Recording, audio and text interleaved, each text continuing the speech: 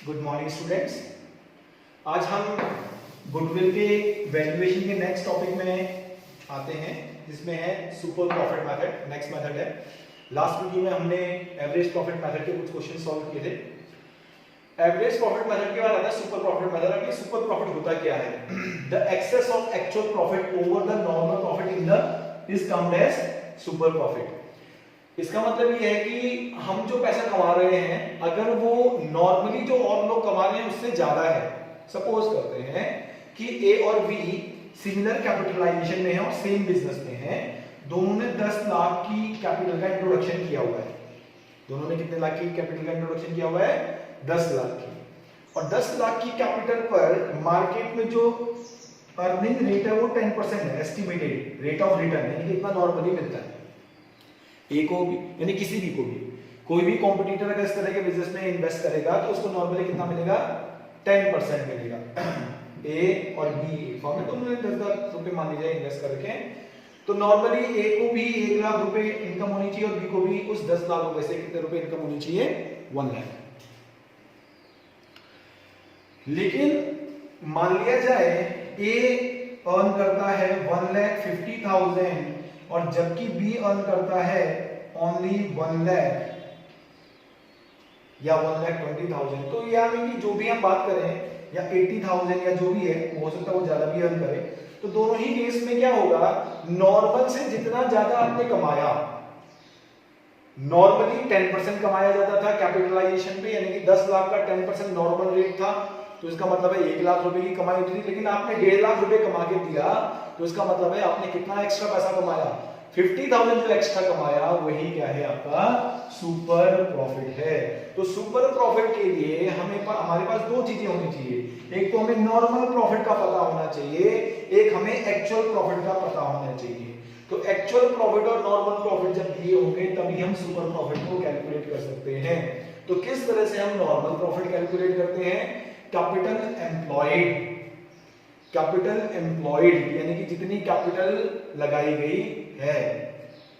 Capital employed में ध्यान रखना, इक्विटी कैपिटल यानी कि भी मैं कंपनी की बात नहीं कर रहा, केवल किसके केस में? पार्टनरशिप के केस में पार्टनर्स की कैपिटल प्लस उनके रिजर्व्स भी शामिल होंगे, जिसमें से एबनॉर्मल लॉस को माइनस कर दिया जाएगा। फिक्टिशियस लॉसेस जो होंगे वो माइनस होंगे। तो कैपिटल एम्प्लॉयड, यहाँ कैपिटल नहीं, कैपिटल एम्प्लॉयड वर्ड यूज हुआ है।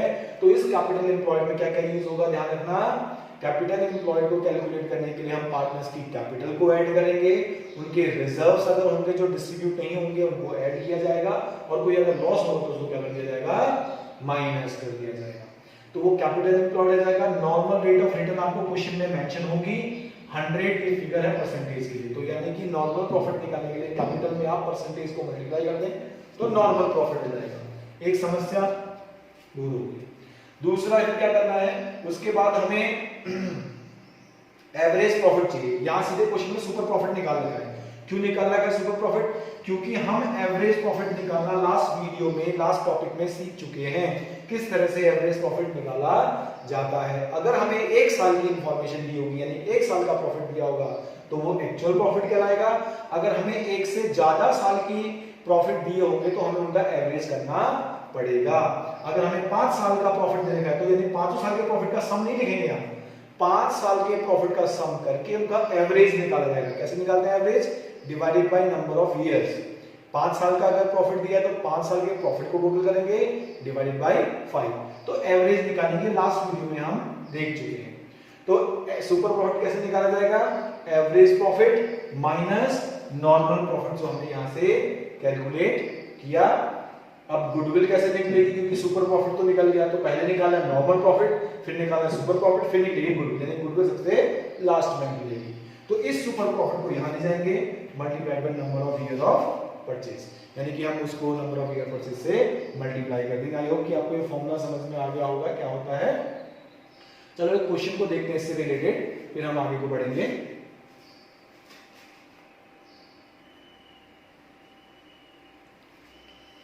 यहां पर को क्वेश्चन देखिए, the books of Ram and Bharat shows that the capital employed on 31st of December 2020 was ₹5 lakh and the profit for the last 5 year. अब देखो यहाँ 1 साल का प्रॉफिट नहीं दिया है, 5 साल का प्रॉफिट दिया हुआ है, तो हम स्टेप बाय स्टेप चलेंगे। Calculate the value of goodwill on the basis of 3 years purchase of the average profit of last 5 year assuming that the normal rate of return is 10%। ये हमेशा दिया होता है नॉर्मल रेट ऑफ रिटर्न। तो इस case में सबसे पहले हम निकालेंगे नॉर्मल प्रॉफिट। नॉर्मल प्रॉफिट कैसे आता है सर, हमें कैपिटल एम्प्लॉयड चाहिए, गिवन है capital employed 5 lakh into normal rate of return कितना दिया हुआ है ये 10%, तो कितना आ गया ये आपका नॉर्मल प्रॉफिट, यानी कि फर्म को होना चाहिए 50,000। अब इसके लिए हमारे पास क्या होना चाहिए एक्चुअल प्रॉफिट, यहाँ एक्चुअल की जगह क्या लेंगे एवरेज। क्यों लेंगे एवरेज, क्योंकि 1 साल से ज्यादा साल की प्रॉफिट आपको गिवन है, तो इन सभी साल के प्रॉफिट ऐड करेंगे डिवाइडेड बाय 5। क्यों 5, 5 साल के प्रॉफिट है इसलिए एवरेज करने के लिए नंबर ऑफ ईयर से डिवाइड किया जाएगा।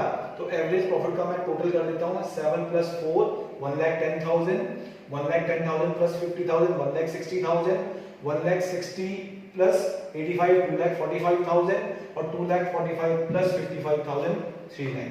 कितना हो गया ये टोटल प्रॉफिट, टोटल प्रॉफिट हो गया 3 लाख। ध्यान रखें 3 लाख का टोटल प्रॉफिट है इन 5 साल का, हम एवरेज प्रॉफिट निकालना है हमें, तो 3 लाख कहां से आपको क्लियर हो गया।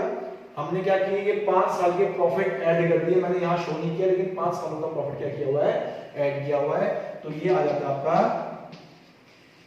एवरेज प्रॉफिट कितना आ गया 60,000।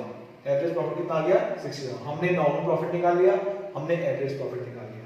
क्या हम सुपर प्रॉफिट निकाल सकते हैं, बिल्कुल। Super profit is equal to क्या करेंगे average profit 60,000 minus normal profit 50,000, the sum arises here as rupees 10,000। तो 10,000 का प्रॉफिट हमने सुपर प्रॉफिट कैलकुलेट कर लिया। Now the final outcome is goodwill. Goodwill, the formula of goodwill is super profit multiplied by number of purchases. तो last में हमने goodwill निकालनी होगी, प्लीज ध्यान दें। सबसे पहले नॉर्मल प्रॉफिट हमने निकाल लिया, फिर एवरेज निकाल लिया, फिर सुपर प्रॉफिट निकाला और लास्ट में हमने मल्टीप्लाई करना है 10,000 multiply the number of purchases are given here as 3 years of purchases हमने निकालना है, तो multiply by 3 the value arises here is rupees 30,000।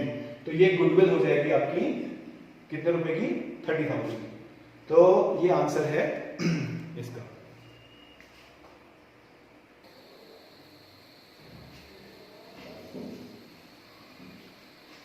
Last topic हमने डिस्कस किया था सुपर प्रॉफिट के बारे में। आई होप कि आपको समझ में आ गया होगा। Super profit multiplied by number of purchases करके हम गुडविल का सर्टेनमेंट करते थे, और ये मेथड है कैपिटलाइजेशन मेथड। कैपिटलाइजेशन मेथड में हमारे पास 2 मेथड हैं। पहले में हमें एवरेज प्रॉफिट निकालना पड़ेगा, दूसरे वाले में सुपर प्रॉफिट, जो हम पहले ही स्टडी कर चुके हैं। एवरेज प्रॉफिट वाला मेथड सबसे पहला था, दूसरा था सुपर प्रॉफिट। आई होप कि आपको ये दोनों कैलकुलेशन आते हो, सुपर प्रॉफिट और एवरेज प्रॉफिट को कैसे कैलकुलेट किया जाता है। तो कैपिटलाइजेशन और एवरेज प्रॉफिट मेथड को हम पहले स्टडी करते हैं कि क्या करना पड़ेगा इसमें step by step.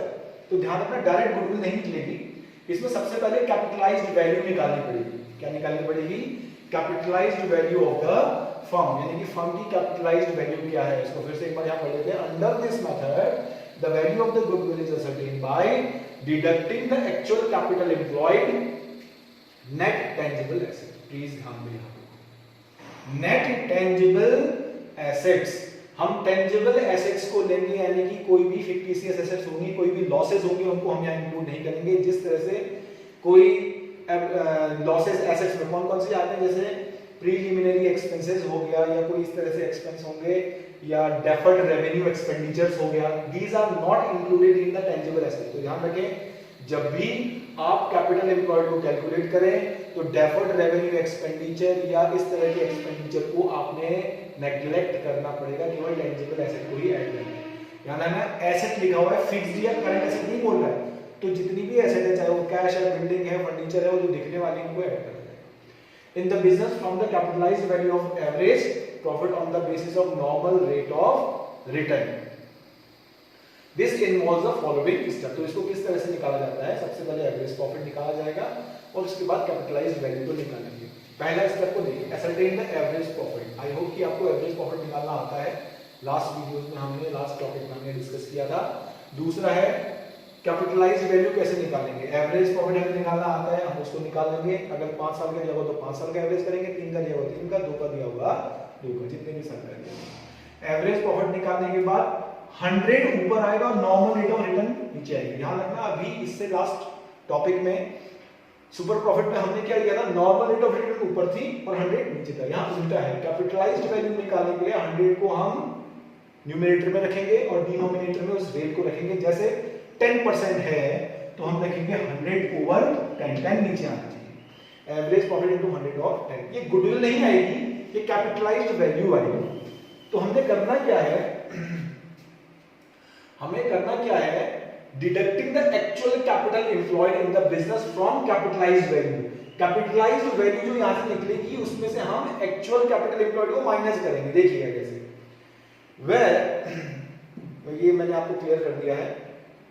Ascertain the actual capital employed, net tangible asset, ये मैं पहले भी बता चुका हूं, फिर से देख लीजिए।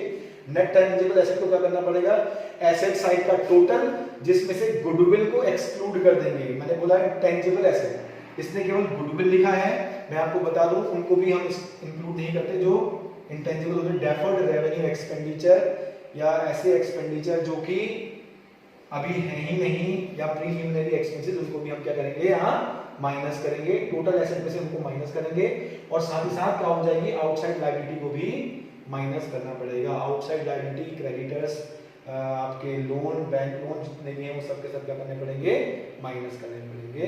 तो नेट टेंजिबल एसेट आपकी आ जाएगी। उसके बाद हमने गुडविल का कैलकुलेशन करना है, तो यहाँ ध्यान रखना इस मेथड में नंबर ऑफ परचेजेस की रिक्वायरमेंट नहीं होती। नंबर ऑफ परचेजेस की रिक्वायरमेंट केवल 2 मेथड में है, कौन कौन से, एवरेज प्रॉफिट और सुपर प्रॉफिट। तो गुडविल कैसे निकलेगी, बाय डिडक्टिंग किसमें से, कैपिटलाइज्ड वैल्यू में से नेट टेंजिबल एसेट को क्या कर देंगे, हम माइनस कर देंगे। तो इस तरह से हमारी क्या कैलकुलेट हो जाएगी, गुडविल कैलकुलेट होगी। चलो एक क्वेश्चन को सॉल्व